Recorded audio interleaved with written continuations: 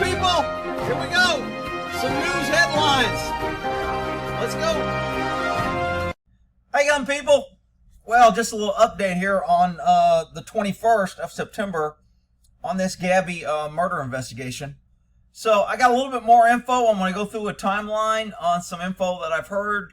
A couple things, of course, we can't do it. I also have the search warrant that they served on the house, what they're looking for. That's going to tell us a lot. I'm going to do a separate video on that.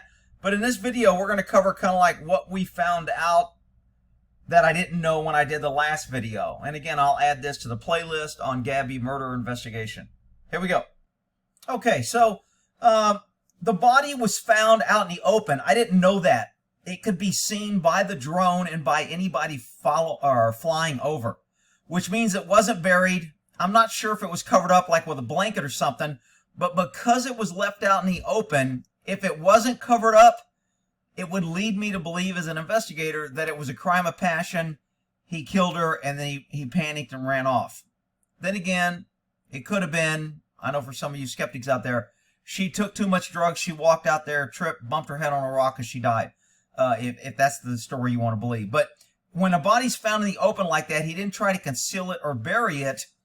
That can mean that he wanted to get the hell out of there or he was panicking. And again, we don't know if he covered up with a blanket.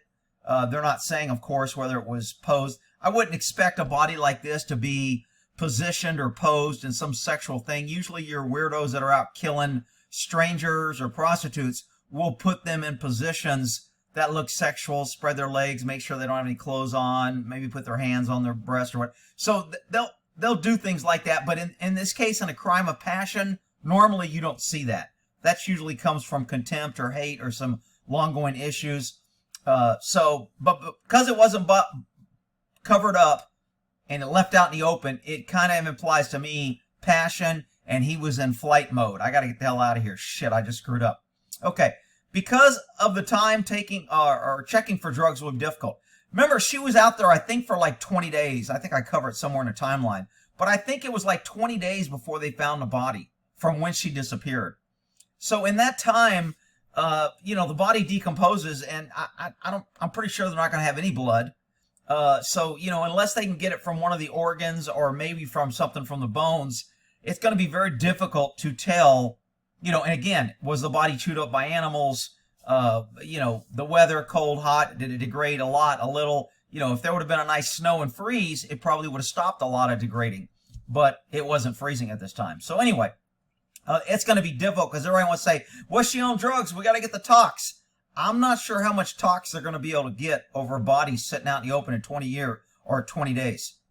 Why were parents forced out of the home? Some people ask me this saying, hey, I didn't think they could force you out of the home, and the parents were just kicked out of their house. Well, look, when you do a search warrant, you're looking for evidence. So sometimes I would allow people to have a seat while I'm doing a warrant, and they could sit on the couch. I would search the couch and have them sit. If they were being a pain in the butt, I would handcuff them and sit them on the couch after I searched it for weapons. And if they were really being a pain or they kept trying to get off the couch, then we'd go lock them in a car. So in this case, they just said, we're going to put them in a car. They might have gave them the option. If you stay, we're going to have to handcuff you. If you want to go sit in the car, you go sit in the car. We won't have. I don't know why, but you definitely can force people out. Remember, when you're doing this, when not only are they doing a search warrant there, that home is now part of a possible crime scene, because we don't know what they moved when he got there. Remember, their son was there. Their son's the prime suspect. He drove her van there. He was last seen with her. They had a domestic dispute.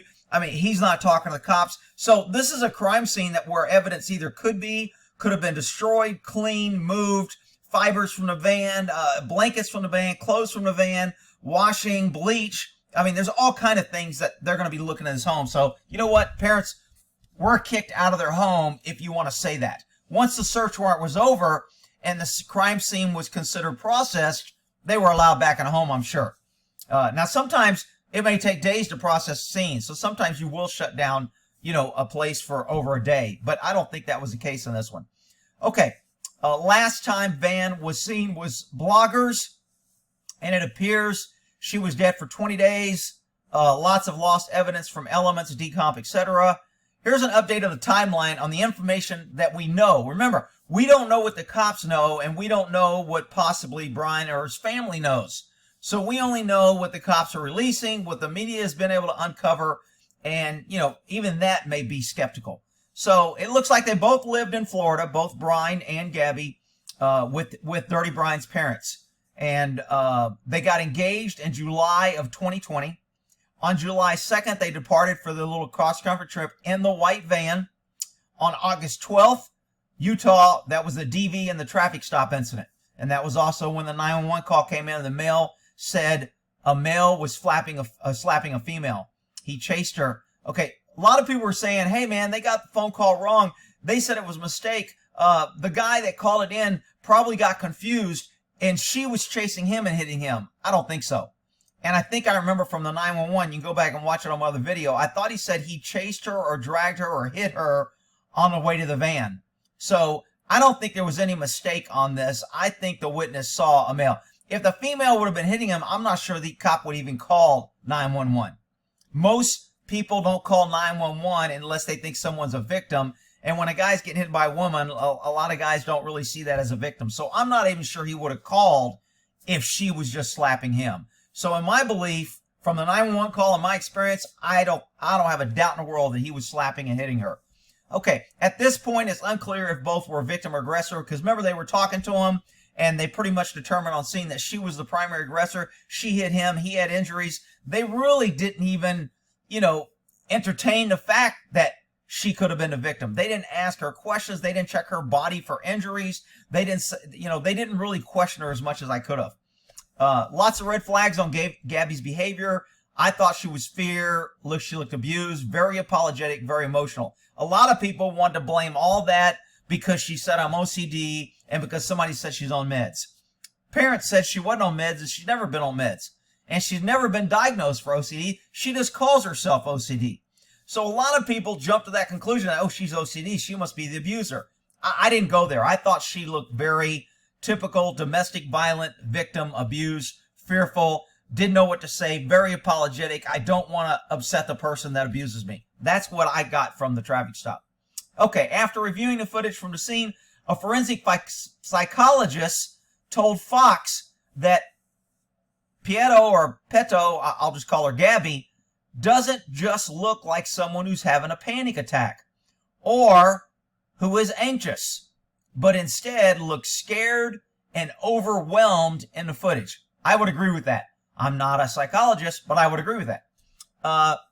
According to the Daily Mail, and I haven't been able to find this, but another video I watched said, according to the Daily Mail, from August 17th to August 23rd, Brian was back in Florida helping his dad with a storage unit.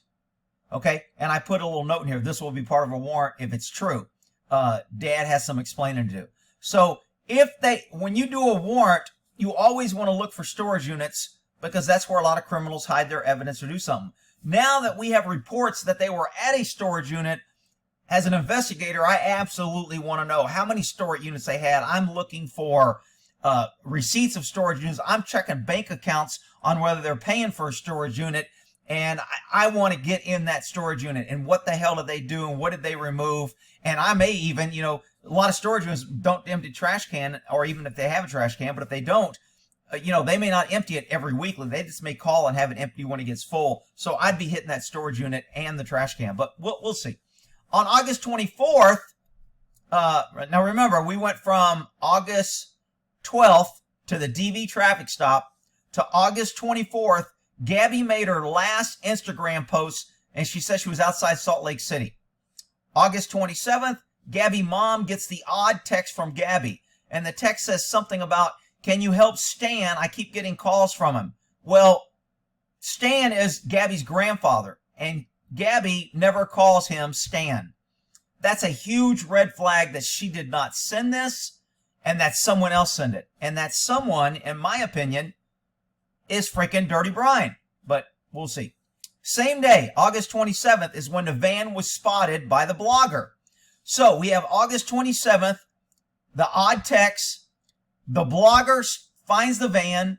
Supposedly in the video, you can tell the back door is closing as somebody pulls up. So somebody was alive in the van.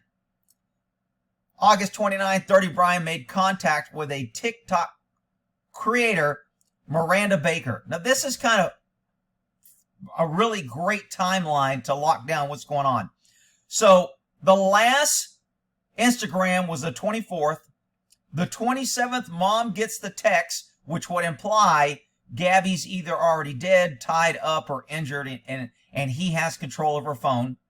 Then, after 2 days of him planning on what to do, he calls a blogger. August 29th at 5:30 p.m., he made contact with a TikTok creator, Miranda Baker.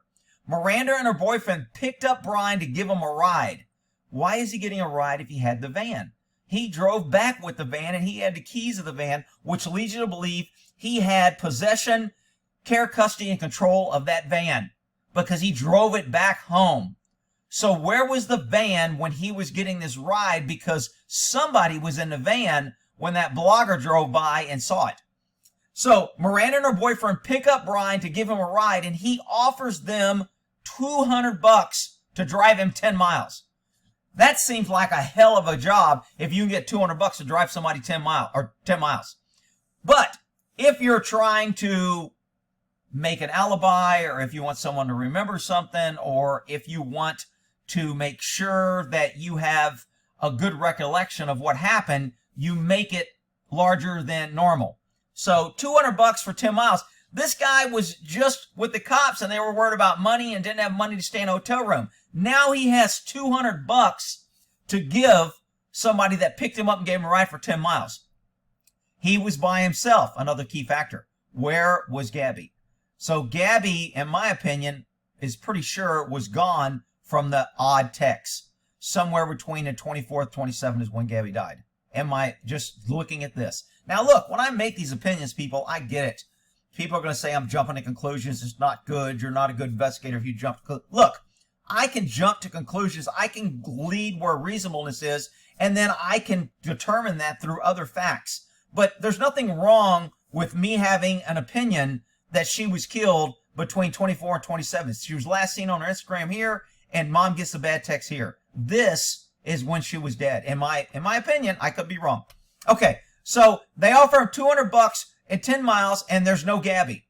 Brian told Miranda, this is what we call a alibi or a false statement that can be proven false through other means later, and they will be able to prove this false. Brian told Miranda and her boyfriend that he had been camping for several days without his girlfriend. Several days. 1, 2, 3. Okay.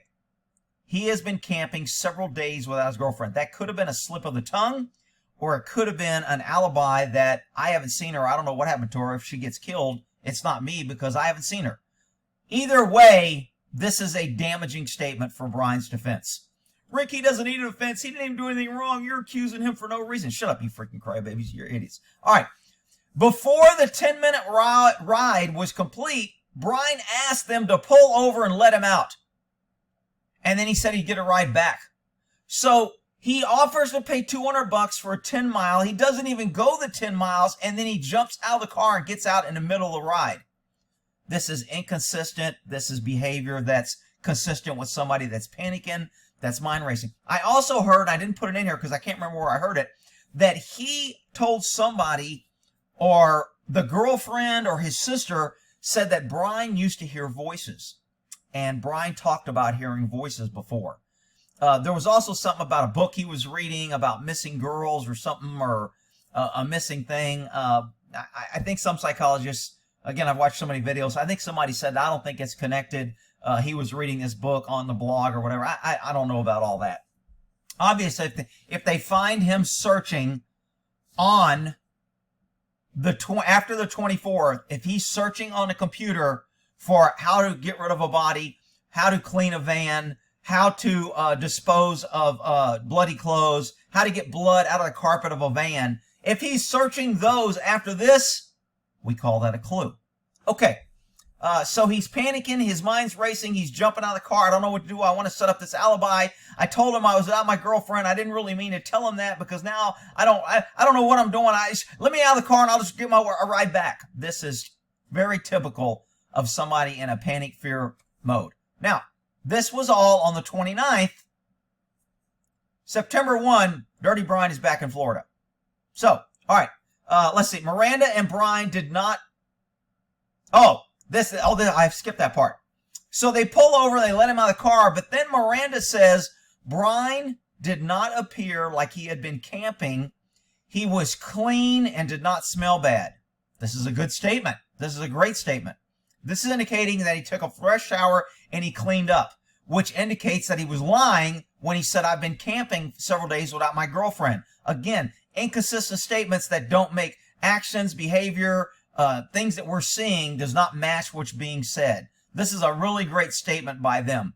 Okay, September 1, Dirty Brian is back in Florida with the van, and he got an attorney.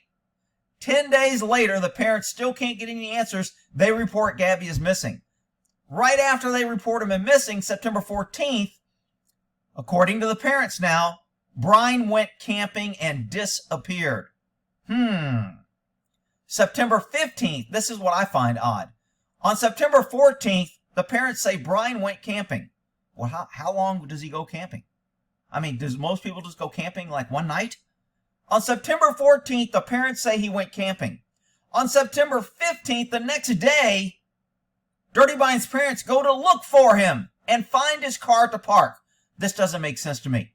Why would you go looking for him one day after he's gone when he told you he was going camping? And you knew where the car was and you knew what park he was going to. And yet you waited one day to go check?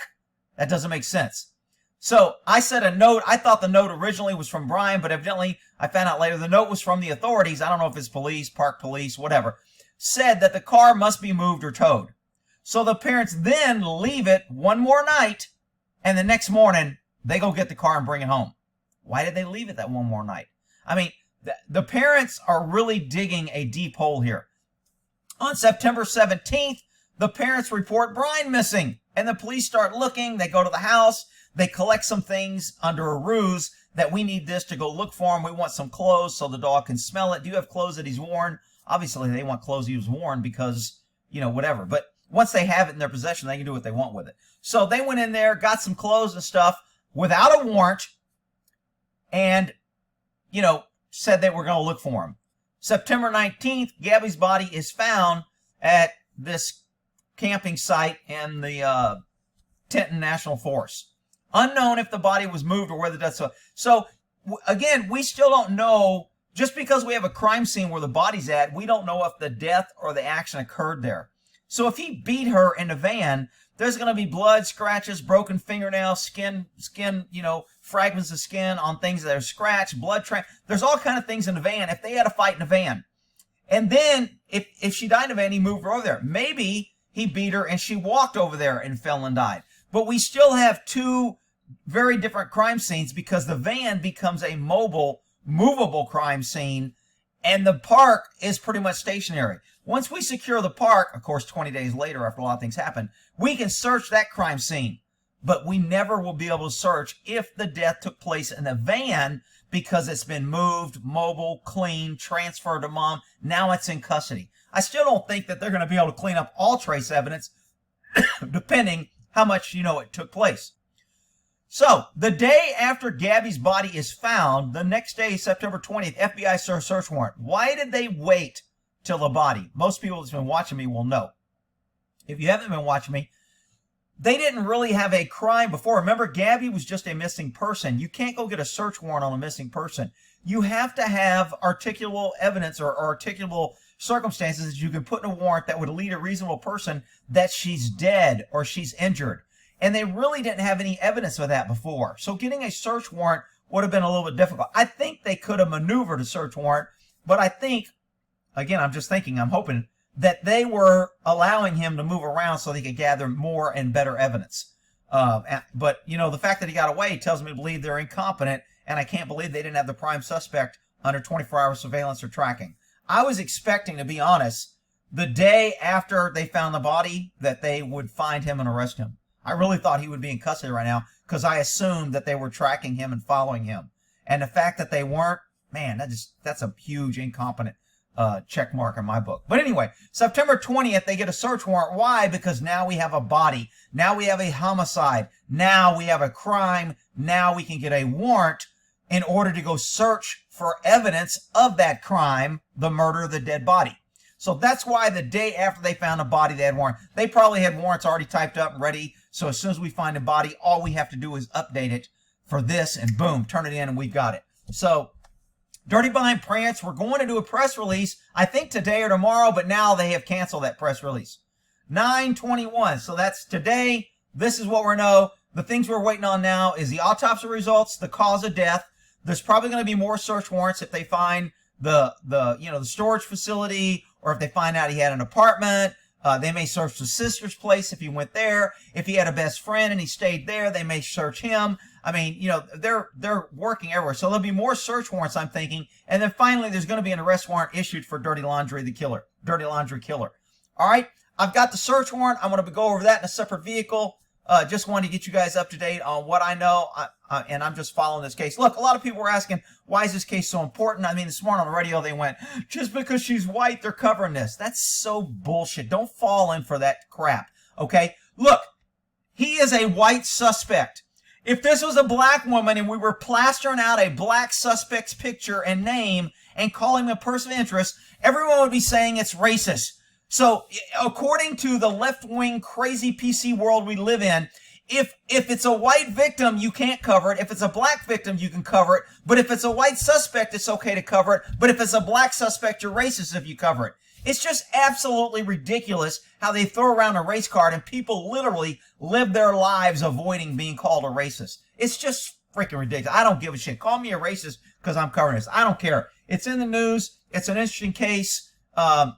Any case, large case. I mean, look, a baby falls in a well. It's a big case. Another big case is coming up now that seems to be getting news is supposedly a horse. A guy on horseback hit some illegal crossing the border, and now everybody's upset about it. So that's going to be big news because the left gets to pick news. For some reason, they picked this. I think it's because she's young. She's a blogger. She was young and upcoming. People saw the boyfriend. There's a domestic violence key. The women are engaged in this because she's a young woman and they thought she was a victim. And now we have this domestic abuser. And why did everybody miss the call? So I think that's the fact that she's a blogger and everything. All that played into why this is becoming national news. But again, you know what? Who wants to look at people getting their heads cut off every day? What do you want to do? You want to cover them Afghanistan every day and cover no other news? You want to cover the border that we've been having, 100,000 people cross the border for freaking 20 years now? That's old news. They have to cover something that's kind of new, and this happens to be the case that drew it. All right, that's my take, and I'll have the warrant coming out soon.